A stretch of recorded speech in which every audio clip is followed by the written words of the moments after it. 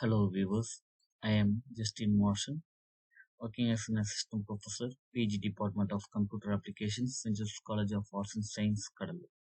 In this video, we are going to see about cookies, and next we are going to see about sessions used in PHP. So cookies are nothing but it's a text file stored on the client computer, and it can be kept used for the tracking purpose. So PHP transparently supports HTTP cookies. So there are three steps involved in identifying returning users. The first one is the server script sends a set of cookies to the browser.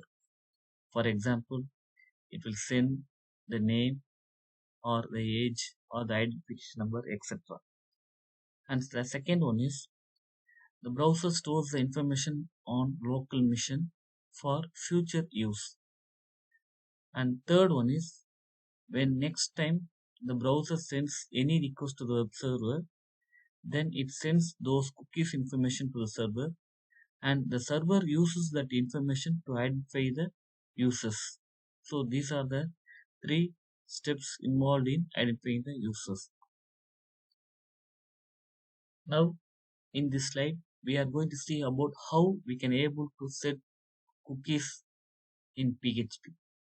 So PHP provided set cookie function. So there is a default function named as set cookie function is used to set a cookie. This function requires up to 6 arguments, and it should be called before the HTML tag. So it should not be inside the HTML tag. It should be called before the HTML tag. So we have to have note on this. For each cookie, this function has to be called separately. So here we are going to see the 6 arguments which can be used in the set cookie function. So first one is name, and second one is the value, third one is the expire, fourth one is the path, and fifth one is the domain, and sixth one is security. So here we will be see in detail about all the arguments what we can able to give in set cookie function. First one is name. This sets the name of the cookie and is stored in an environment variable called http underscore cookie underscore vars. So the name will be stored here. This variable is used while accessing cookies. And the second one is value. This sets the value of the named variable and is the content that you actually want to store. So the value which you want to store will be stored here. And the third one is expiry. It specifies a future time in seconds since 00, so in GMT. Okay. This time cookie will become inaccessible. If the parameter is not set, then cookie will automatically expire when the web browser is closed. So here we can give when the cookie should expire. So the details should be given here. And then fourth one is the path.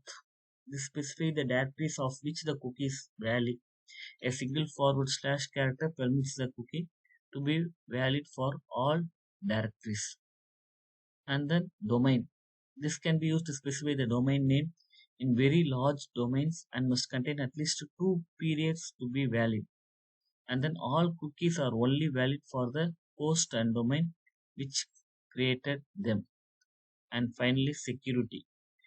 So it can be set to 1 to specify that cookie should only be sent by secure transmission using HTTPS, or otherwise it should be set to 0, which means cookie can be sent by regular HTTP. So it's based or related to security. HTTPS is considered security and HTTP will be a normal one. Here we have given the example how to use set cookie function. So set cookie function name, So name, I have given the value as John Watkin, and then time. So we have to give it in seconds. So time plus 3600 minutes, seconds, and then slash for the path as well as 0. So security normal, and then again I am setting another one cookie. So set cookie age as well as age values 36, and then time again I am giving plus 3600 seconds, and then the directory path as well as the security. So after that only I am opening the HTML tag. So here I give within the PHP tag, and after that only I am using the HTML tag. So head section as well as in body section I am seeing, I am checking whether the cookie is available or not. So if is set dollar underscore cookie name echo welcome dollar underscore cookie name. So if the cookie is available means we will be getting the cookie's name, or if the cookie is not available we will be getting sorry not recognized. So I have shown here how to access the value of cookies. So that's what here I have written the programming to access the values which are stored in cookies. Next, we are going to delete cookies. So for delete cookie also, we are going to use the same function set cookie with the name argument only, but this not always works well. However, and should be relied on, it is safe first to set the cookie with a date that has already expired. So what we are seeing here at same name, but name value is not necessary to give, and then time, and here I am using the minus symbol and then 60. So automatically the cookie will get expired. Again for age also I am making the cookies to be expired. So here I shown the how to delete the cookies which we are assigned. Okay, now we are going to see about session. The second part of this video is session. So in session we are going to store and pass information from one page to another temporarily. So session is used to store and to pass the information from one page to another for temporarily until the user closes the website. We can able to maintain the values by using session. So PHP session technique is widely used in shopping websites where we can able to store and pass the cart information. For example, the username or the product code or the product name, product price or whatever may be, we can able to store it in session and we can able to pass the information from one page to another. And then PHP session creates unique user ID for each browser to recognize the user and avoid the conflict between multiple browsers. So it will create a unique user ID for each browser. In this slide, we are going to see about how the session to make start in PHP. So here we are going to use the function session underscore start. So this function is used to check if a session is already started, or if none it should be started, then it starts one. It is recommended to put the call to session start at the beginning of the page. So we asked to use the function at the beginning of the page. So here I have given the example how to start the session by using the session underscore start function. So session variables are stored in associative array called $_session.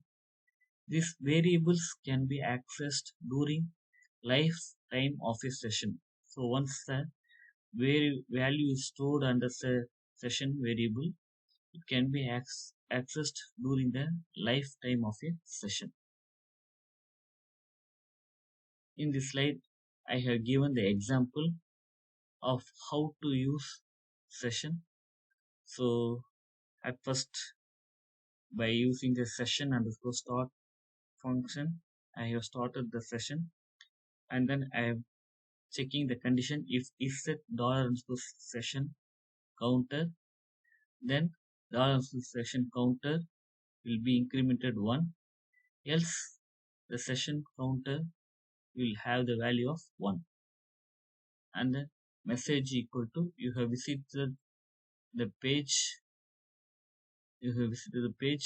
$_session counter means the value which is present in the session variable will be displayed. So that's what I am using the session variable here. So to print the session message, here I am using PHP echo message so that I can able to print the output of the above program. So it will produce the following result, like just you have visited the page 1 in this session, or you have visited the page 2 in this session 3, or whatever may be. So it depends upon how many times you have visited this page. Right, now we are going to see how to destroy a PHP session. So here we have to use the session underscore destroy function.